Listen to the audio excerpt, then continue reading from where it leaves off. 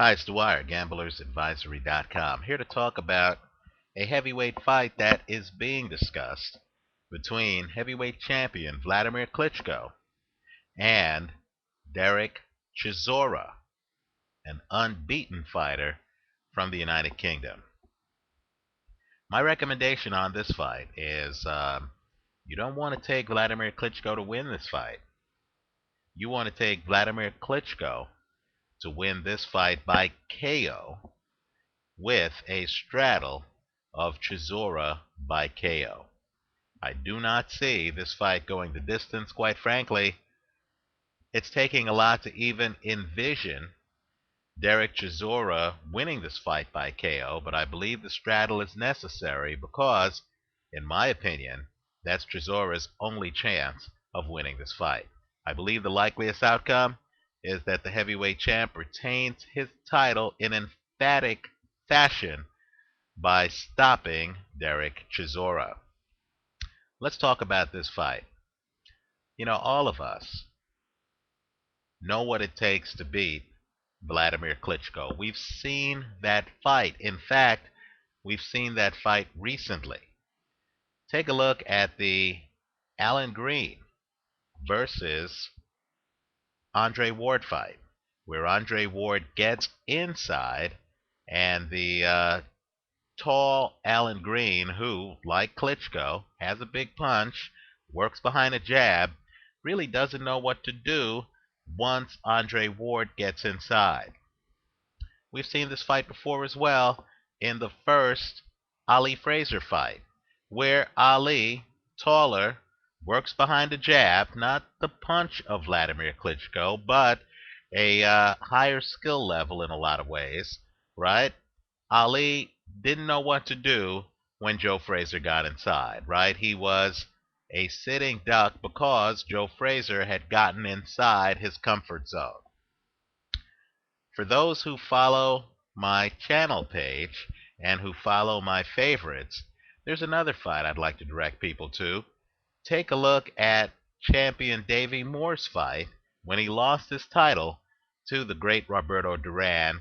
You'll see a fighter who knew how to get inside, knows how to go to the body inside, knows how to work what I call inside out.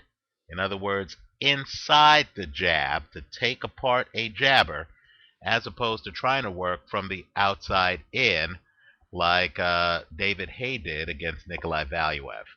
I believe the way to beat Wladimir Klitschko is by getting inside his jab and doing work.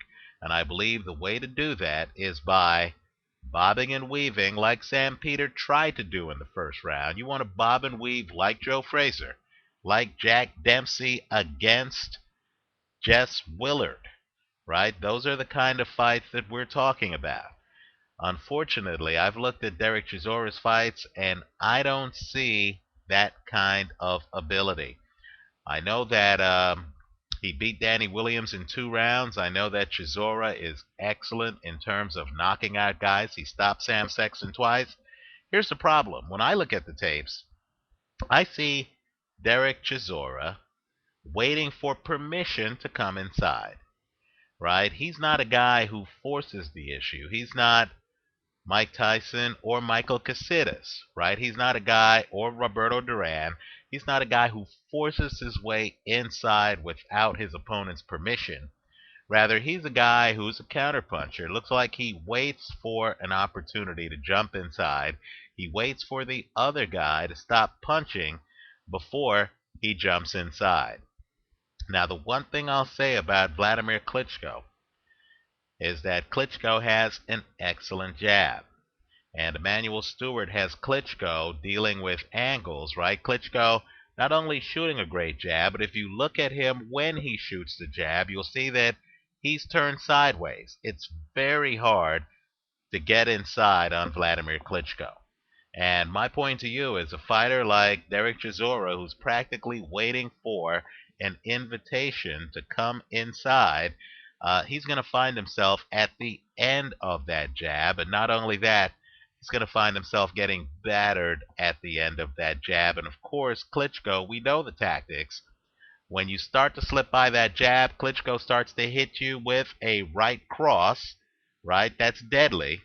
And of course, if you get inside but you don't know what to do and you're unclear about the fact that you're supposed to use lateral movement and hit the body, Klitschko will actually tie up one of your hands and then he'll lean on the back of your neck to completely drain you of your stamina, right? And keep in mind, Wladimir Klitschko is a very big man. When he's leaning on the back of your neck, you're talking about 240 or more pounds leaning on the back of your neck after you have had to get by a steady diet of jabs just to get inside to have him lean on the back of your neck. I believe that's what's going to happen to Derek Chisora. I don't see the kind of energy, I don't see the kind of skill level that would have him feasting inside like a Roberto Duran against A.V. Moore, like a Mike Tyson against Frank Bruno, like an Andre Ward against Alan Green. I don't see that level of talent. Maybe I'm being hard on the guy. I have gotten emails from people accusing me of being anti-UK fighters. I'm just going to call it as I see it. And I have questions about Derek Chisora. I know he has stopped guys early. The problem I have with him, though, is he's not aggressively getting inside. Rather, his game is to wait for the other guy to slow down a little bit. Then he jumps inside, and then he does his handiwork. All I'm saying is, if he's waiting for the other guy to slow down, he's going to be waiting an awfully long time against Wladimir Klitschko, who, in addition to having a great jab, is also a great athlete who, with Emanuel Stewart, seems to have solved the stamina problems that plagued him early in his career when he lost to Ross Purity and when he more recently lost to Layman Brewster, among others. So I believe that the way the fight's going to go is Wladimir Klitschko is going to soften Chisora up with a jab. Keep in mind, Derek Chisora has never made it to the 10th round of any fight in his career. And keep in mind, a championship fight against a heavyweight champion is a 12-round fight. I don't think Chisora is going to know what to do with Wladimir Klitschko's jab. Keep in mind, Klitschko, if he feels you're defenseless on a jab, and the way Chisora, in my opinion, deals with the jab is simply to walk away from it, right? He takes a step back. He doesn't duck in under the jab. He takes a step back. What I believe Chisora is going to find out is that Wladimir Klitschko has above average foot speed. So when you take a step back on Wladimir Klitschko, he takes a step forward. He starts shooting the jab at you. I think that jab's going to soften up Chisora. When he tries to leap in, I think he's going to get hit by right crosses. Let me also point out, too, that when you don't know what to do with that jab and Wladimir Klitschko starts to get confident, he starts to hit you with the kind of left hooks that took out Eddie Chambers in the 12th round of their fight. I think a champ has too much for this challenger. I think this challenger is too green. Boxing is about purses and money. It is prize fighting. I can't blame any fighter who decides to accept a shot at the title whether or not they're ready.